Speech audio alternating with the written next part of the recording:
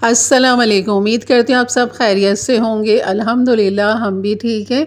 और यहाँ आज मैं आपको बनाना सिखाऊंगी मुगलाई टिक्का राइस, और बहुत ही आसानी के साथ बहुत ही मज़े के बन जाते हैं। जैसे कि सीज़न है सब्ज़ियों का, तो इन्हीं सब्ज़ियों के साथ हमने मुगलाई टिक्का राइस बनाना है। बहुत ही डिफरेंट, बहुत ही लाजवाब है ये।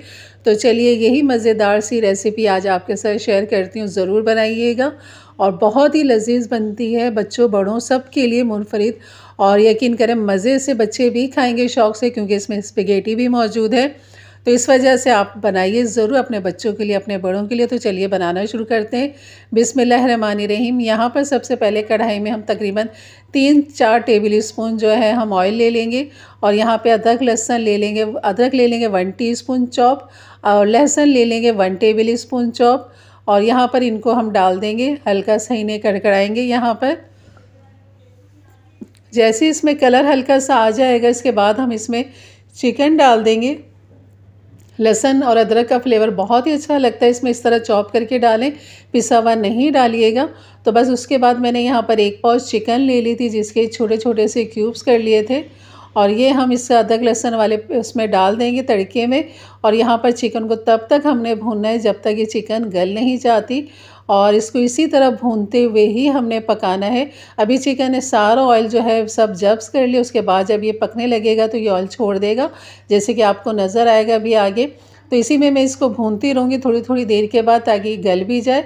और आप देख रहे हैं चिकन थोड़ी सी शिलिंग भी हो गई है, उसके बाद ऑयल भी अपनी जगह पे वापस आ चुका है। तो चिकन गल चुकी है। तो यहाँ पर डाल देंगे 1.5 टीस्पून भर के हम यहाँ पर डाल देंगे कुटी हुई लाल मिर्च।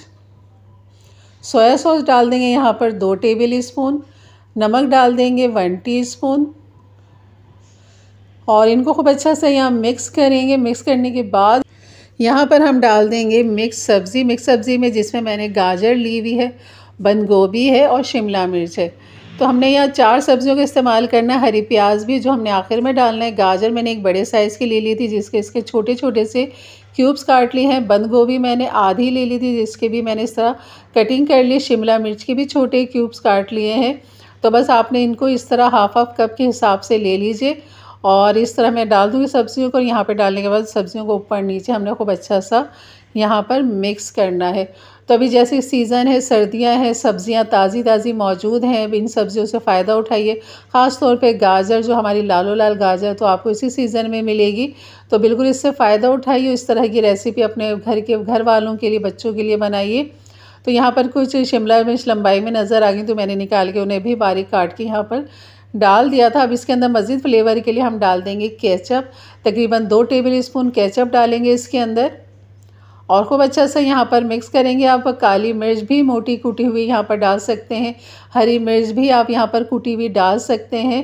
लेकिन ये दोनों चीज़ें फ़िलहाल अभी मैं नहीं डाली, क्योंकि कुटी हुई लाल मिर्च जो है वो मैंने 1.5 टीस्पून भर के डाली है, तो वो काफ़ी फ्लेवर रहेगा इसका।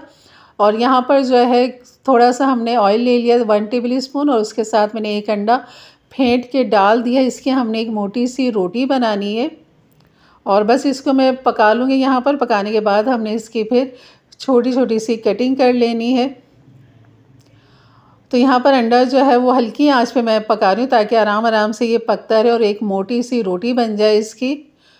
और यहाँ पर मैंने स्पेगेटी डाल दी थी, जो रिकॉर्ड नहीं हो सकी। और यहाँ पर स्पेगेटी जो लिए, जो जैसे ये पैकेट हम लेते हैं स्पेगेटी का, उसका ये चौथा हिस्सा मैंने यहाँ पर स्पेगेटी का उबाल के डाल दिया है। तो ये भी आपने डालना है इसके अंदर। और यहाँ पर जो अंडा था ये हमारा आ चुका है, इसकी रोटी। बस इसको इस तरह कटिंग कर लेंगे। तो अभी काफ़ी गर्म है, तो फिर मैंने इस तरह पकड़ के इसकी कटिंग करी।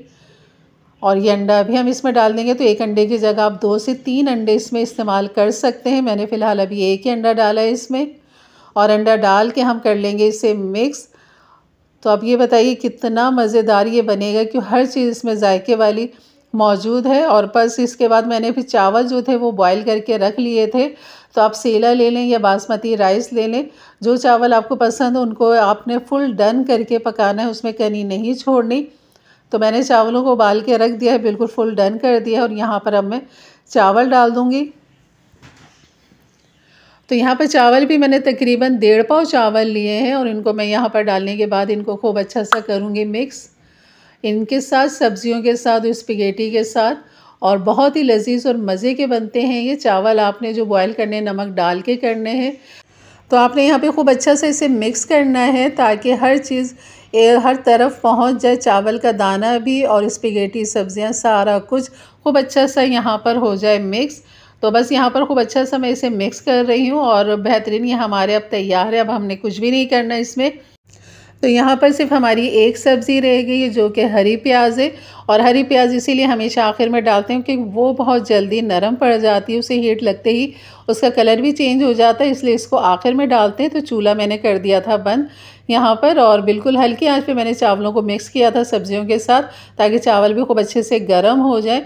और यहाँ हरी प्याज डाल दिए, तो चूल्हा लाजमी बंद करके डालिएगा, फिर इसे मिक्स करेंगे यहाँ पर। और ये हो गया हमारा बेहतरीन सा मुगलाई टिक्का राइस और बहुत ही लजीज और लाजवाब ये बनते हैं, तो ज़रूर बनाइए। और इसके साथ आपको कुछ भी सर्व करने की ज़रूरत नहीं, कोई चटनी रायता कुछ भी नहीं, ये अपने ही आप में बहुत मज़ेदार और लजीज है।